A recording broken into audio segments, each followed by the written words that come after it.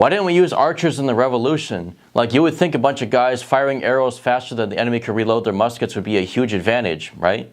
Archers would probably be a lot more accurate, they're faster, they're lighter, and they're not going to jam if it's like wet or too hot or too cold outside. You would have a huge advantage over the enemy, or at least you would think so, right? Well, you might actually be surprised because Benjamin Franklin in February 1776 actually proposed this to the Army, and it was considered, and we're going to see how that proposal played out. First of all, I'm going to give you a spoiler. Yes, we did use a bow and arrow against the British, and we're going to go over the complete history of that ordeal. First of all, let's talk about archery. Archery in warfare was last used in a major way during the English Civil War. We're talking about like the mid-1600s. A bow and arrow was not so much the first weapon that they grabbed because warfare had already moved on to pike and shot by that point, but both sides were desperate for weapons, and so it was used again. Archery made a little bit of a comeback around this time. The longbow was last used between 1642 and 1644 at the battles of Bridgenorth and Tippermuir, and then after that, they basically fell into irrelevance.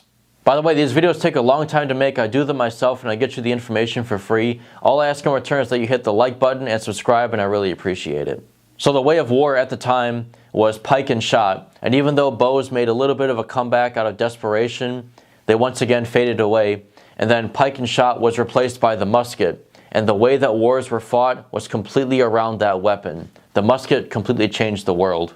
Despite whatever misinformation the Patriot tried to teach you, line infantry tactics were the best way to fight, hence why every nation using a musket was using it. However, since the whole way of war is based around the musket, wouldn't it make sense to go back to an older but maybe better ranged weapon, the bow and arrow?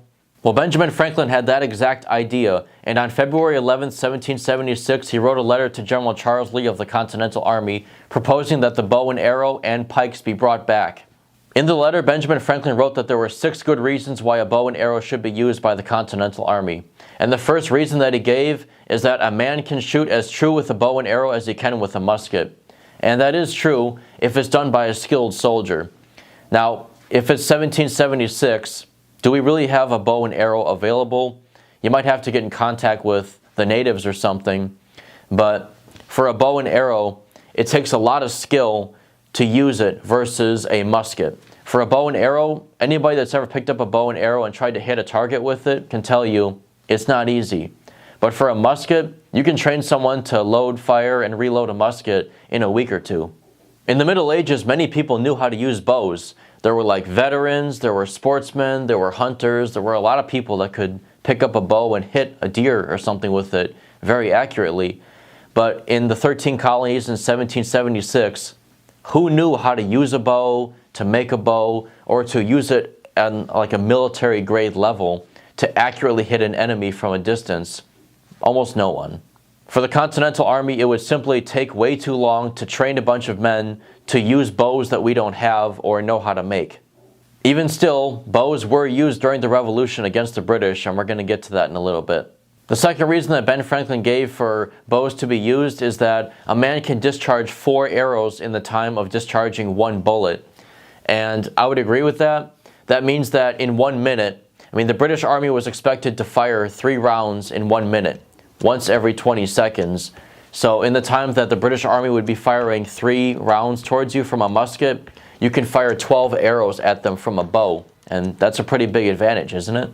And even if these arrows aren't being fired very accurately, just the number of arrows coming down would be a huge advantage in just the psychological factor and the amount of damage that you would do at the same time that the British are trying to reload. They just have these dozens of arrows coming towards them. It would be a huge advantage.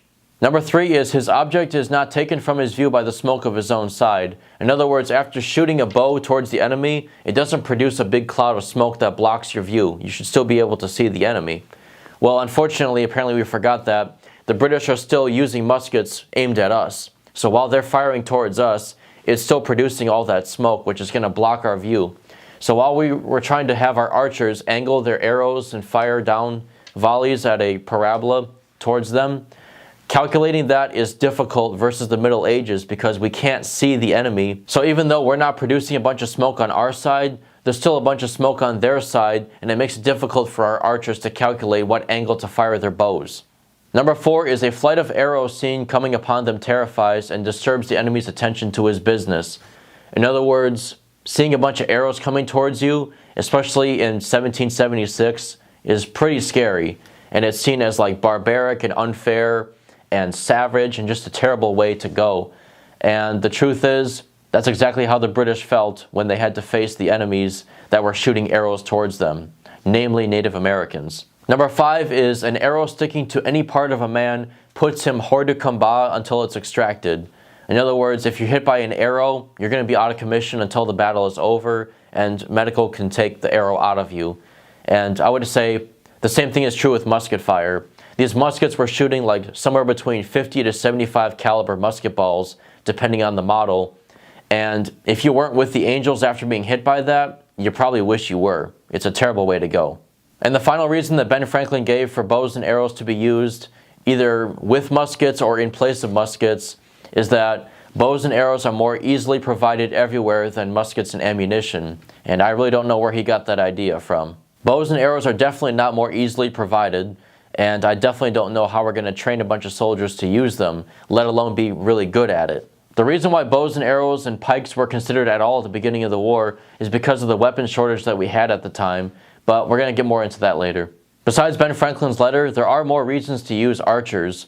For one thing, a bow and arrow is a silent weapon, so unlike a musket that ruins the element of surprise on the first shot, you can keep the element of surprise with a bow and arrow. A soldier using a bow can be a lot more nimble, and they can like fire and then move quickly and then fire again, versus a musket which you have to painstakingly reload, and it's loud and clunky, and it's going to be, it actually feels somewhat like a step back versus a bow and arrow, but there are reasons that they used them. Next up, with an English longbow, if we had longbows available, you would have an effective range of like 150 to 200 yards, and then beyond that, you can fire up to 300 yards at the enemy. If you were to pull it up at a very steep angle and then release it, you could have a very effective volley fire, which is out of range for musket fire. So up to a certain point, you could actually have these longbows fire volleys of arrows towards these tightly packed formations of British soldiers coming towards you, and it would have been terrifying, it would have been very effective, and the British, besides their cannon fire, really couldn't do anything about it.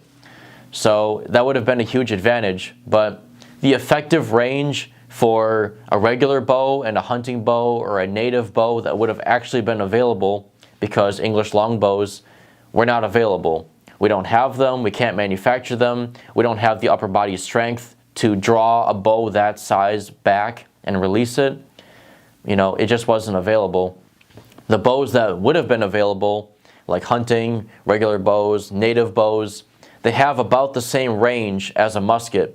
So at that point, you have a group of American soldiers here that are firing arrows at a much more rapid pace than the British are returning fire with muskets.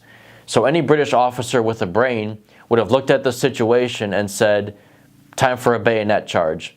They would go forward with a bayonet charge, taking advantage of the fact that American soldiers with bows have no answer for it. Now, if you had muskets also, you could match a bayonet charge with bayonets and rifles. But with a bow and arrow, you're pretty much helpless.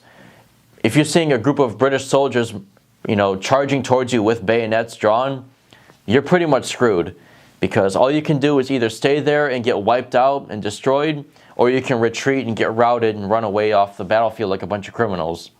Obviously, for the Middle Ages, archers were not sent into battle by themselves. They had other classes of soldiers around them to support them, or they were placed in areas that they were not so vulnerable, like up in a high place, like a tower or a castle wall, firing arrows down at people that couldn't really do much about them. But in the American Revolution, this isn't the Middle Ages. Especially if you're making an argument for a bow to replace a musket, you're going to have to put a bow in the same situation that a musket would be in. And in that case, this is the kind of situation they would fall into. A legitimate argument could be made for a mixture, like a hybrid group of archers and musketeers, using them together, because each one of them has an advantage.